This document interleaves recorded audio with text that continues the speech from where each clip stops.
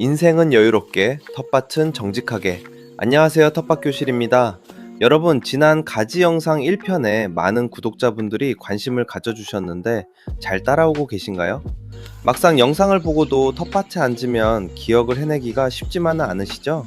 그래도 오늘 영상도 끝까지 함께 해주셔야 합니다.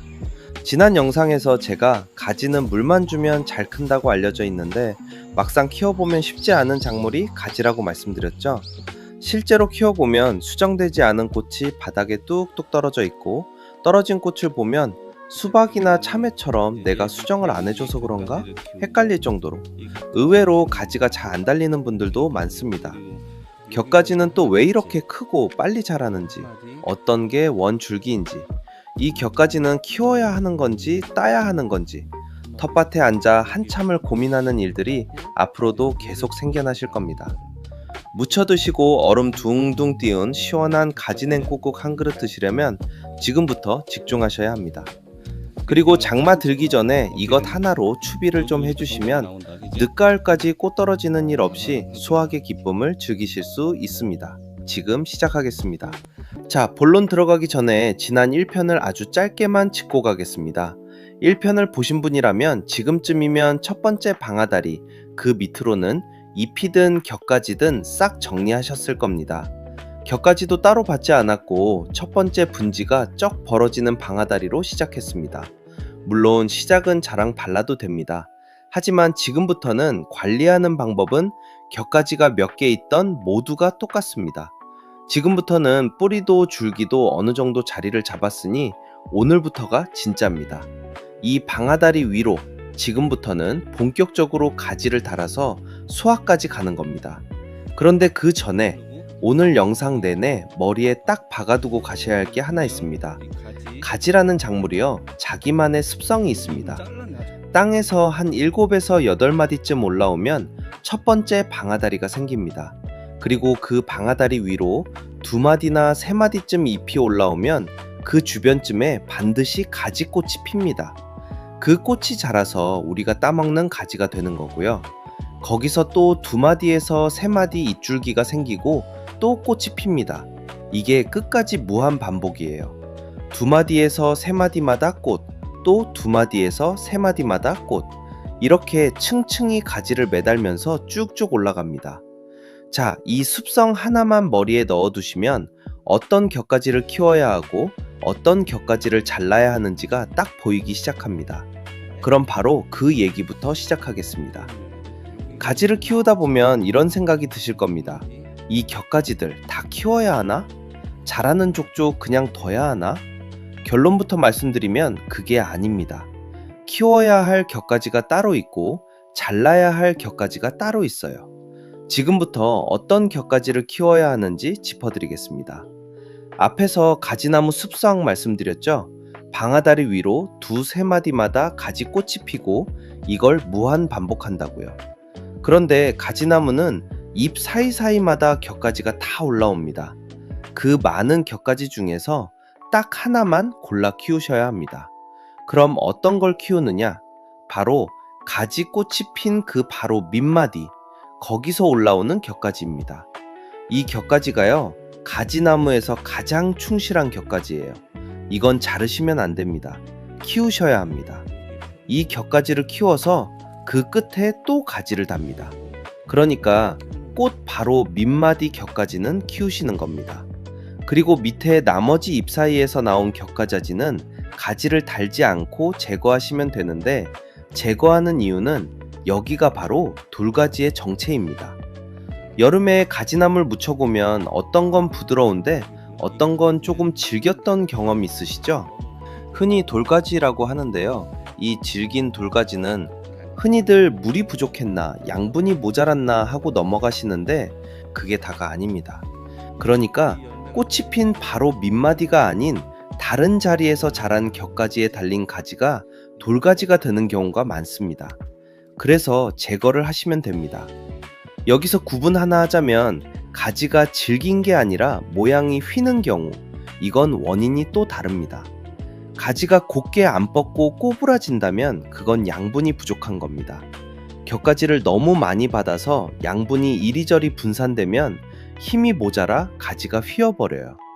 정리하면 가지가 질긴 건 엉뚱한 곁가지가 원인이고 휘는 건 양분이 부족한 겁니다. 이렇게 나눠서 기억하시면 됩니다.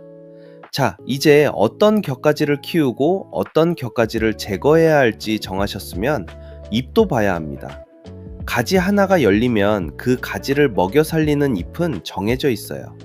가지가 수정이 되고 바로 윗잎 한 장, 그리고 아래잎 두 장, 이렇게 세 장입니다. 이 세 장이 그 가지한테 양분을 보내주는 부모 역할을 합니다. 그러다가 가지가 충실하게 다 커서 수확할 때가 되면요, 이 세 장 중에 가장 아래잎 한 장을 잘라주시면 됩니다. 왜 자르냐? 두 가지 이유예요.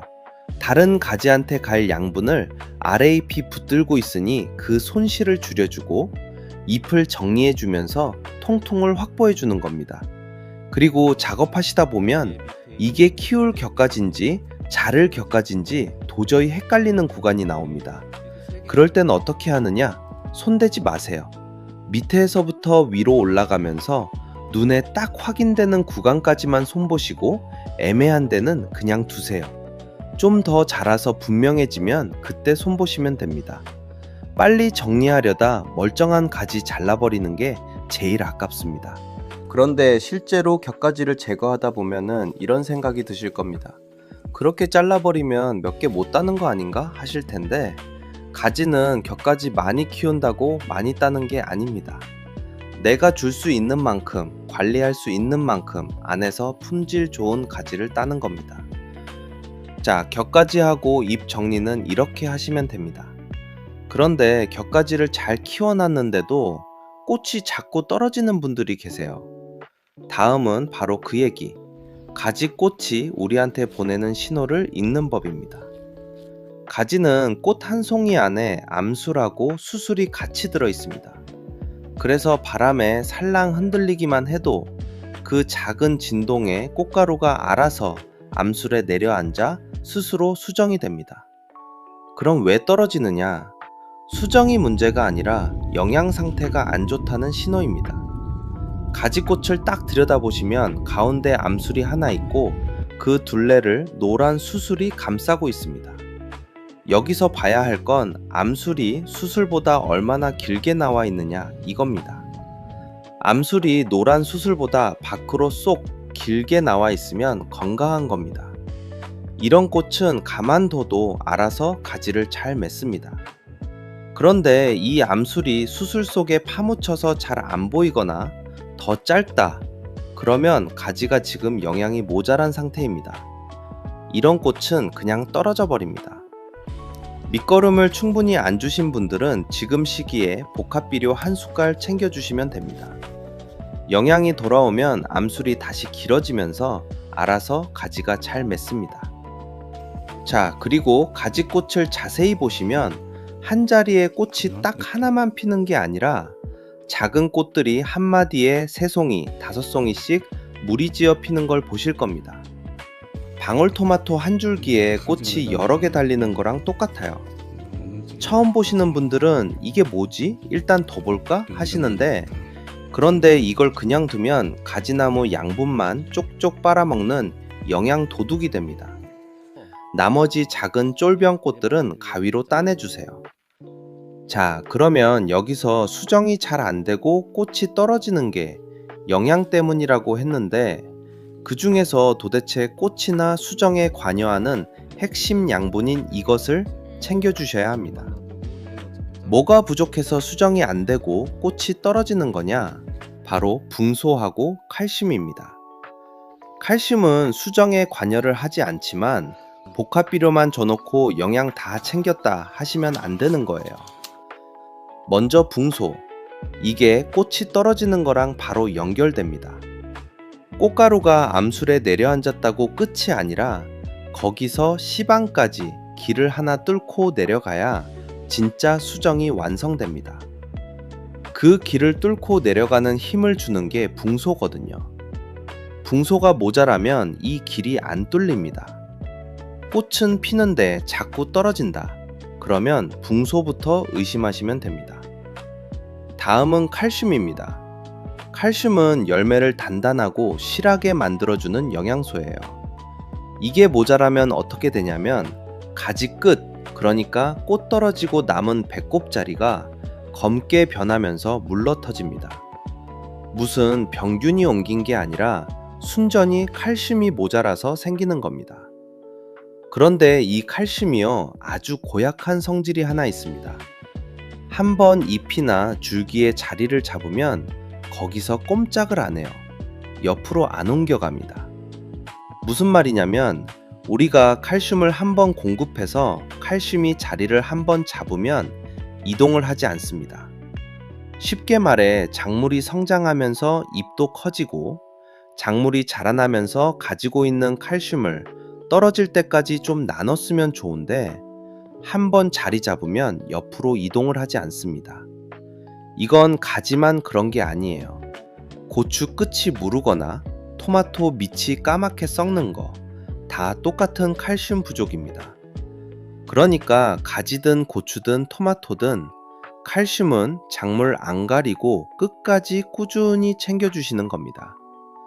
그래야 장마 지나고도 꽃도 튼튼해지고 늦가을까지 수확하실 수 있습니다. 자, 이렇게 영양까지 잡아드렸습니다. 그런데 이 고생을 다 해도 농사 자꾸 망치는 놈들이 있습니다. 바로 해충입니다. 가지 농사꾼들이 제일 무서워하는 두 놈이 있는데 마지막으로 방제 방법에 대해 짧게 이야기하고 마치겠습니다. 첫 번째는 총채벌레입니다. 특히나 가지꽃 속에 숨은 총채는 더 까다롭습니다. 고추꽃은 하얗고 오이나 수박꽃은 노래서 총채벌레가 그나마 눈에 띄지만 가지꽃은 보라색에 수술도 길고 깊어서 그 속에 총채벌레가 숨어 있어도 여간에선 안 보입니다. 그러는 사이에 총채벌레는 꽃 속 수술을 갉아먹어서 꽃을 떨어뜨리고 불량과를 만듭니다. 그러니까 지금 시기부터는 고추꽃이든 오이꽃이든 한 마리라도 보이면 로 방제 시작하셔야 합니다. 가지만 치지 마시고 텃밭에 고추, 오이, 수박, 참외처럼 꽃피는 작물이 있으시면 같이 키우는 작물 전부 한꺼번에 치셔야 합니다. 총채벌레는 번식이 워낙 빨라서 한 번으로는 안 잡힙니다. 오늘 한 번 쳤으면 하루 걸러 한 번 더 쳐주셔야 합니다. 두 번째는 노린재입니다. 이놈은 이동성이 워낙 강해서 약으로 쫓아다니며 잡기가 힘듭니다. 그래서 약보다 기피제가 낫습니다. 크레졸 비누액을 설치해 두시면 됩니다. 노린재가 가지뿐 아니라 고추, 참깨, 들깨에도 피해를 주니까 다같이 방제하셔야 합니다. 크레졸 비누액 만드는 방법은 지난번에도 말씀드렸는데 처음 보시는 분들을 위해 고정 댓글에 다시 남겨놓을 테니 참고하시길 바라겠습니다. 자, 오늘 가지 수확 전 관리편 영상은 여기까지입니다. 가장 중요한 내용만 짧게 짚어드리겠습니다. 첫째, 격가지는 가지꽃 바로 밑마디에서 나온 것 하나만 키우고 나머지는 제거하시고 또 위로 2에서 3마디 위로 꽃이 피면 계속 반복하시면 됩니다. 둘째, 꽃이 자꾸 떨어지고 수정이 잘 안되면 붕소하고 칼슘을 수용성으로 장마 전부터 꾸준히 챙겨주세요. 셋째, 총채벌레하고 노린재는 보이는 즉시 방제하셔야 기형과를 막고 매끈한 가지를 생산하실 수 있습니다. 그리고 하나만 기억하세요. 가지는 격가지 많이 키운다고 많이 따는 게 아닙니다. 필요 없는 걸 덜어내서 키울 가지에 힘을 몰아주는 것, 그게 결국 더 실하고 더 많은 수확으로 돌아옵니다. 그리고 혹시 여러분들은 한 해에 가지를 얼마나 수확하시나요? 또 지금 격가지를 몇 개로 시작하셨는지 궁금합니다. 가지에 관련된 궁금한 점은 댓글로 적어주시면 하나하나 전부 다 읽고 댓글 달아드리겠습니다. 오늘 영상이 도움되셨다면 구독하고 좋아요 꼭 눌러주세요. 끝까지 시청해주셔서 감사합니다. 텃밭 교실이었습니다.